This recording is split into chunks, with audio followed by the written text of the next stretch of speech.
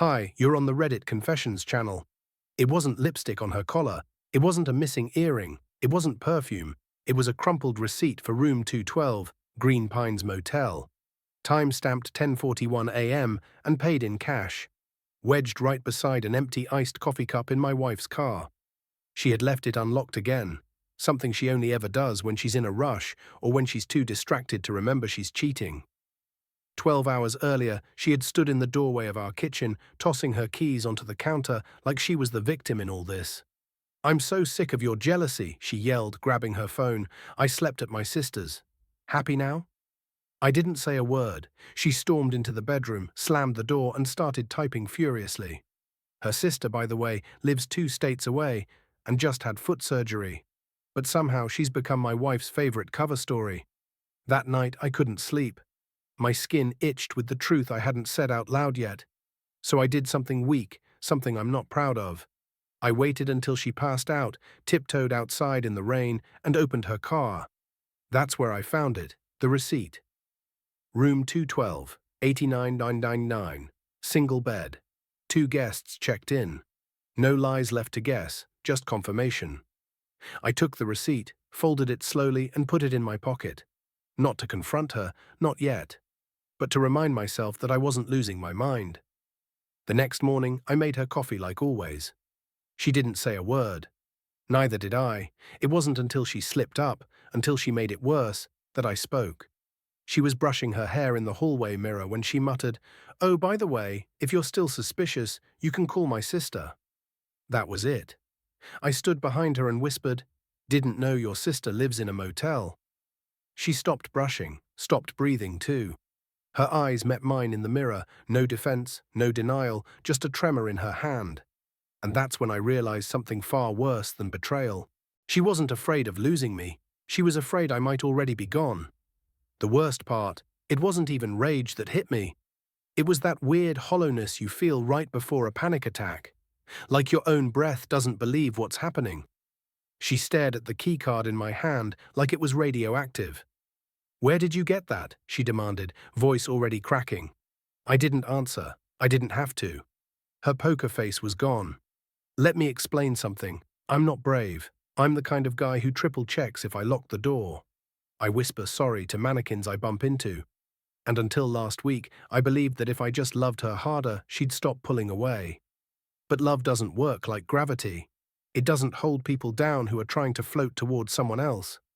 This motel card, Sunville, room 104, showed up after our couch cushions slipped while I was doing laundry. I wasn't even looking for evidence. I was looking for a missing sock. Instead, I found proof. So no, I wasn't jealous. I was just finally informed. I asked her one more time, "Was it your sister's place?" She blinked fast. "Yes. And I don't appreciate you going through my stuff." I nodded.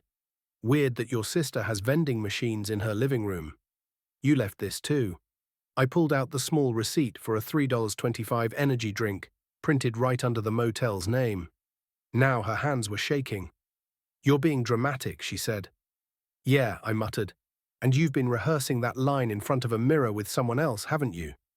She froze, her face flushed red, then pale, then red again. I think in that moment I saw something worse than guilt. I saw calculation. She wasn't trying to fix this. She was trying to figure out how much I knew. So I said it clearly. No yelling, no anger. "I parked across the street. I watched you." It was a lie. I didn't watch. Couldn't. But I said it anyway. And the way her mouth dropped open like a curtain falling told me enough. She thought I'd seen her. And what scared her most was that I hadn't come to drag her out of there. I came home. I let her choose whether to lie. And she did. What happened next wasn't fireworks or yelling. It was worse. She turned around, walked into our bedroom, and closed the door. And I just stood there, holding a keycard that belonged to a room I'd never enter, and a woman I'd clearly already lost. The silence the next morning was suffocating. She made her coffee like nothing had happened. 2 sugars, oat milk, the blue mug with the chip on the handle she always pretended not to notice. I watched her from across the table, trying to recognize the woman I married. But all I saw was someone playing house, stirring her drink like she hadn't burned down everything around her the night before. I didn't ask her anything, I just watched, and she didn't offer a word. Not an apology, not an explanation, not even the decency to pretend she was sorry. That somehow hurt more than the motel keycard. At 9:08 a.m., she left for work, said she'd be late because of a team meeting. I nodded like a fool, and she kissed me on the forehead like I was a child. Pity. Then she walked out the door. That was the first time I didn't tell her, "I love you" back. 10 minutes later, I noticed her phone. She'd left it on the entryway table in her rush. My first instinct was to leave it alone. Tell myself I wasn't that guy, the one who snoops, who digs, who spies. But then again, she wasn't the woman who slept beside me just to sneak off and warm another man's motel sheets. So I picked it up. No passcode. I still don't know if that was arrogance or forgetfulness, or maybe she wanted me to know and was too much of a coward to say it out loud. Her messages were clean, too clean. Except one thread, Tyler Jim. My heart started sprinting before my fingers could stop. It wasn't some steamy affair in words, it was colder than that, practical, discreet. Same place tonight. Yep, I'll grab the key again. He suspects, he's too soft, he won't do anything. Cool, I'll bring wine. Get the cheap one, he won't notice it's missing. I dropped the phone like it burned me. She hadn't just lied, she'd mocked me.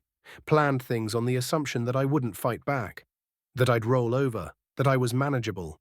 It wasn't the cheating that broke me, it was being underestimated. I took screenshots of everything, not to send, not yet. I didn't even know what I'd do with them. Maybe I just needed proof, that I wasn't insane. That the coldness in our home had a name and a body and a smug little gym tag. I sat there on the floor, still holding her phone, when the screen lit up again. A new message from him. Wear the black one. You know I hate when you dress like his wife. I didn't cry. I didn't scream. I just whispered the only thing I could feel in that moment. Then don't be my wife. I didn't eat that day. I didn't shower. I didn't move from the hallway floor for what must have been hours. The phone sat beside me like a cursed object, still glowing occasionally with new messages from Tyler, each one like a nail in a coffin that had already been shut. Around 5 p.m., the front door opened. She walked in humming some song I didn't recognize, like she wasn't walking into a crime scene she'd created. Her heels clicked across the floor, then stopped. She saw me sitting there, phone in hand. Her face didn't twist into guilt or fear or even anger. She just went pale, stone still. You left your phone, I said, my voice dry, like my throat was full of dust.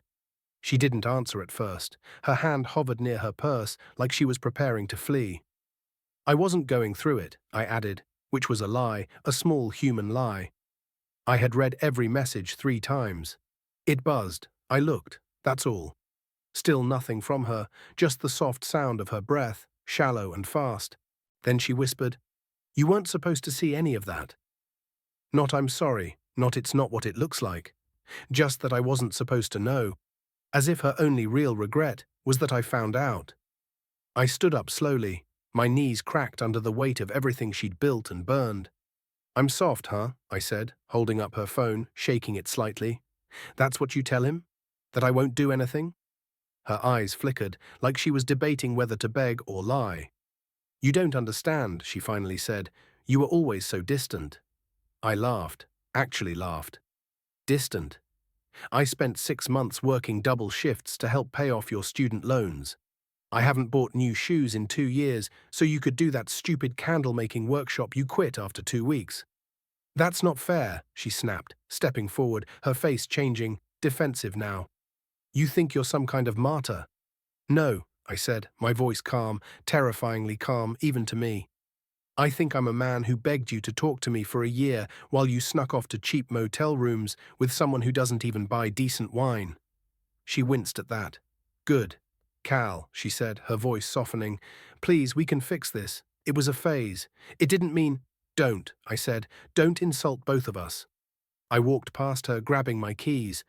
I wasn't sure where I was going yet. Maybe nowhere. Maybe everywhere. But I needed air. I needed to step out of that house before it swallowed me whole.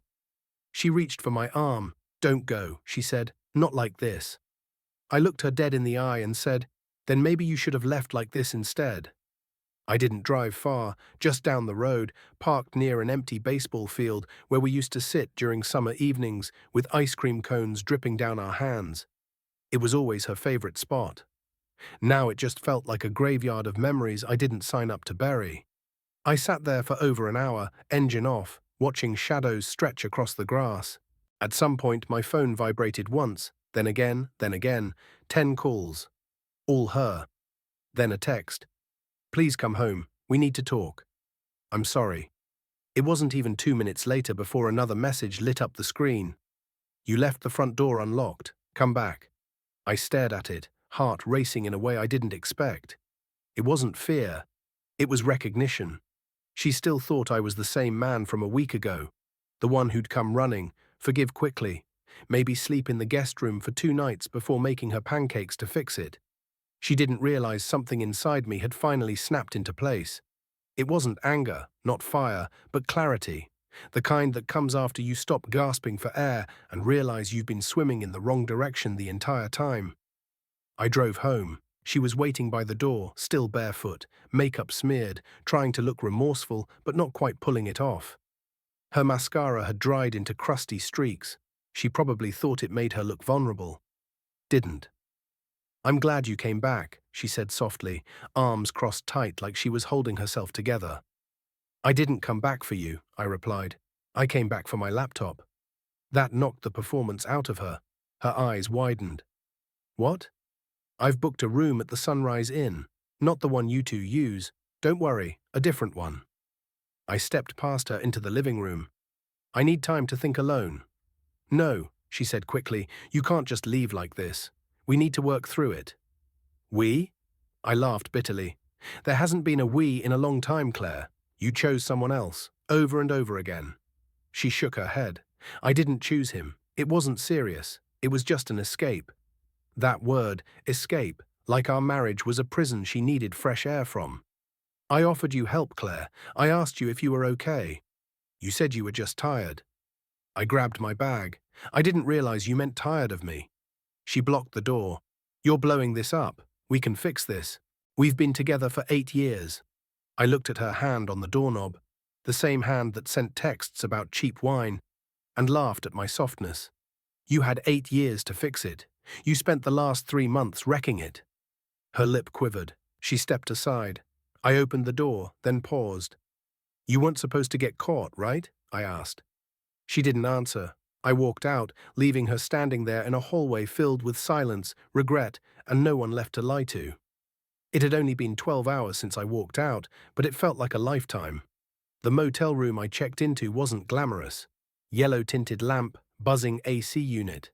The scent of industrial cleaner trying to mask every story that had unfolded between those walls. Fitting, I thought. A fake freshness for stale betrayal. I sat on the edge of the bed, staring at nothing. My phone buzzed over and over. I didn't look at it. I already knew who it was. Claire had shifted from silence to panic to guilt, then back to silence, her messages stacked like bricks I didn't want to carry anymore. It was weird how quickly my sadness had started curdling into something else. Not anger, not yet, but recognition. I had been living in a story she was writing behind my back. And now I was finally starting to read the footnotes. Later that night, I cracked. I opened her texts. "Can we talk? You walking out doesn't solve anything. You're being cruel now. I didn't sleep with him last night, I swear." That last one made my stomach twist. Not I didn't sleep with him, just not last night. She was negotiating reality now, line by line. At 2:17 a.m., I opened my laptop and logged into our shared cell account. Not to spy, okay, maybe to spy, but I wanted clarity. A name, a number, something to give this ghost of a man a face.